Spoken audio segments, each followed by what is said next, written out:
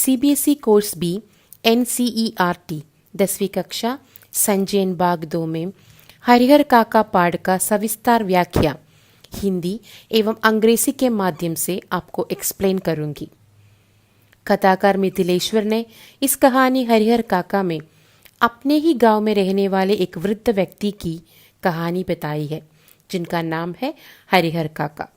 ग्रामीण परिवेश में बनाई गई इस कहानी के माध्यम से लेखक वहाँ के पारिवारिक जीवन की ही नहीं बल्कि हमारी आस्था के प्रतीक धर्म स्थानों में जो स्वार्थ लोलुपता घर करती जा रही है, इसे उजागर किया है।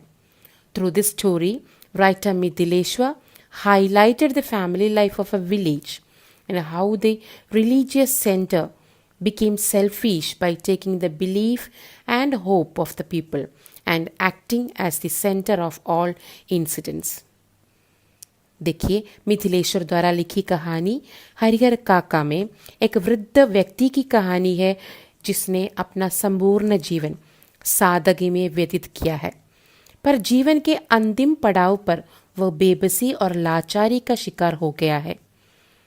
उसके सगे संबंधी सब स्वार्थी होकर अपनी स्वार्थ सिद्धि में लगे हुए हैं। लेखक हरिहर काका की जिंदगी से बहुत गहराई से जुड़ा हुआ है। वह उनका सम्मान करता है। वह उनके व्यवहार एवं विचारों के कारण उनमें श्रद्धा रखता है। हरिहर काका उसे बहुत दुलार किया करते थे। वह उसे कंधे पर बैठाकर घुमाया करते थे। उसे अत्यधिक प्यार करते थे। बड़ा होने पर वह उनके दोस्त भी बन गए हैं। परंतु अब हरिहर काका जीवन के अंतिम पड़ाव से गुजर रहे हैं। उन्होंने बातचीत बंद कर दी है। वे शांत बैठे रहते हैं। लेखक के अनुसार उनके पिछले जीवन को जानना अत्यंत आवश्यक है। वे लेखक के गांव के ही रहने वाले हैं। देखिए, the writer Mithileshwar had a deep connection with Harihar Kaka, and Kaka also taken care of him when he was small. Harihar Kaka used to take him on his shoulder, and now the writer is grown up and both of them are having good friendship. Now Kaka is getting older and he is going through the last stage of his life, and he is silent now.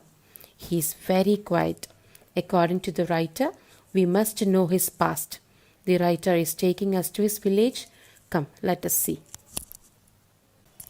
लेखक का गांव कस्बाई शहर आरा से 40 kilometre की दूरी पर है। हसन बाजार बस स्टैंड के पास है। गांव की कुल आबादी 2,500 है। गांव में ठाकुर जी का एक विशाल मंदिर है। इसकी स्थापना के विषय में स्पष्ट विवरण नहीं मिलता, लेकिन यह मंदिर गांव वालों के लिए बहुत महत्वपूर्ण है। उनका मानना है कि यहाँ मांगी गई हर मन्नत ज़रूर पूरी होती है। देखिए, the village is 40 kilometre from the city. जैसे कि हमने सुना, हरिहर काका ग्रामीण परिवेश में रहने वाले एक वृद्ध व्यक्ति की कहानी है, जिसने अपना संपूर्ण जीवन सादगी में व्यतीत किया है, पर जीवन के अंतिम पड़ाव पर वह बेबसी और लाचारी का शिकार हो गया है। उसके सगे संबंधी सब स्वार्थी होकर अपनी स्वार्थ सिद्धि में लगे हुए हैं। हरिहर काका के 4 भाई हैं, सभी विवाहित हैं। उनके बच्चे भी बड़े हैं। हरिहर काका निसंतान है। वे अपने भाइयों के परिवार के साथ ही रहते हैं। हरिहर काका के पास कुल 60 बीघे खेत है। प्रत्येक भाई के हिस्से 15 बीघे खेत है। परिवार के लोग खेती बाड़ी पर ही निर्भर है। भाइयों ने अपनी पत्नियों को हरिहर काका की अच्छी प्रकार सेवा करने के लिए कहा है। कुछ समय तक वे बलि बांधी उसकी सेवा करती रही, परंतु बाद में ना कर सकी। एक समय ऐसा आया जब घर में कोई उन्हें पानी देने वाला भी नहीं था। बचा हुआ भोजन उनकी थाली में परोसा जाने लगा। उस दिन उनकी सहन शक्ति समाप्त हो गई जब हरिहर काका के भतीजे का मित्र शहर से गांव आया। उसके लिए तरह तरह के स्वादिष्ट व्यंजन बनाए गए। काका ने सोचा कि उन्हें भी स्वादिष्ट व्यंजन खाने को मिलेंगे, परंतु ऐसा नहीं हुआ। उनको वही रूखा सूखा भोजन परोसा गया। हरिहर काका आग बबूला हो गए। उन्होंने थाली उड़ाकर आंगन में फेंक दी और बहुओं को घड़ी घोटी सुनाने लगे। हरिहर काका was a widower with no children. He had 4 brothers. He lived with his brother's family. He's got 60 acres of land. Here, बीघे खेत लिखा है, which means it is a measure of land in India varying from a third of an area to acre. So, each brother will get 15-acre share. And brothers and their wives took care of Harihar Kaka, but later they ignored him. He used to get सूखा roti, माने dry roti. He got irritated and he was very angry. Thakur बारी के पुजारी उस समय मंदिर के कार्य के लिए दालान में ही उपस्थित थे। उन्होंने मंदिर पहुंचकर इस घटना की सूचना महंत को दी। महंत ने इसे शुभ संकेत समझा और सारे लोग हरिहर काका के घर की तरफ निकल पड़े। महंत काका को समझाकर ठाकुर बारी ले आए। उन्होंने संसार की निंदा शुरू कर दी और दुनिया को स्वार्थी कहने लगा तथा ईश्वर की महिमा का गुणगान करने लगी। महंत ने हरिहर काका को समझाया कि अपनी जमीन मंदिर के नाम लिख दो, जिससे तुम्हें बैकुंठ की प्राप्ति होगी तथा लोग तुम्हें हमेशा याद करेंगे। हरिहर काका उनकी बातें ध्यान से सुनते रहे। वे दुविधा में पड़ गए। अब उन्हें कोई रास्ता नहीं सूझ रहा था। He went to Thakur Bari and informed Pujari. Pujari, we can call him as Mahant. Mahant took the advantage from this. He took the village people and reached at Kaka's house. And he took Kaka from there to Thakur Bari. He somehow compelled Kaka to give the land as an offering to temple. For that, he will be going to Vaikunth. Vaikunth here means heaven. Now Kaka is confused. महंत ने ठाकुर बारी में ही उनके रहने तथा खाने पीने की उचित व्यवस्था करवा दी। जैसे ही इस घटना की सूचना उनके भाइयों को लगी, वैसे ही वे उन्हें मनाने के लिए फिर ठाकुर बारी पहुंचे, पर वे उन्हें घर वापस लाने में सफल ना हो सके। पर अगले ही दिन वे ठाकुर बारी पहुंचे और काका के पांव पकड़कर रोने लगे। उनसे अपने दुर्व्यवहार के लिए माफ़ी मांगने लगे। हरिहर काका का दिल पसीज गया। वे घर वापस आ गए। अब काका की बहुत सेवा होने लगी। उन्हें जिस किसी वस्तु की इच्छा होती तो आवाज लगा देते और वस्तु उन्हें तुरंत मिल जाती। Now Mahend was taking care of Harihar Kaka, but when the brothers came to know about this incident, they came to Thakur Bari and requested Harihar Kaka to back to home, but he did not accept it. The next day, the brothers came again and asked for his pardon, and Harihar Kaka had to go with them. Now, Kaka was well treated in his family. गांव में काका की चर्चा होने लगी। घर के सदस्य जमीन अपने नाम लिखवाने का प्रयत्न करने लगे, परंतु हरिहर काका के समक्ष अनेक ऐसे उदाहरण थे जिन्होंने जीते जी अपनी जमीन अपने रिश्तेदारों के नाम लिख दी और बाद में पछताते रहे। महंत भी मौका देखते ही उनके पास आ जाते और उन्हें समझाते रहते, पर काका के कान पर जूम न रेंगती। And now Harihar Kaka is under pressure from his family members and from Pujari. What is their demand? Each of them want the land in their name. But Kaka had seen a lot of examples in his own village. That is the moment if the land owners give his land in the relative's name, they will throw them out. So Kaka is well experienced in that matter. कुछ समय बाद महंत जी की चिंताएं बढ़ने लगी। वे इस कार्य का उपाय सोचने लगे।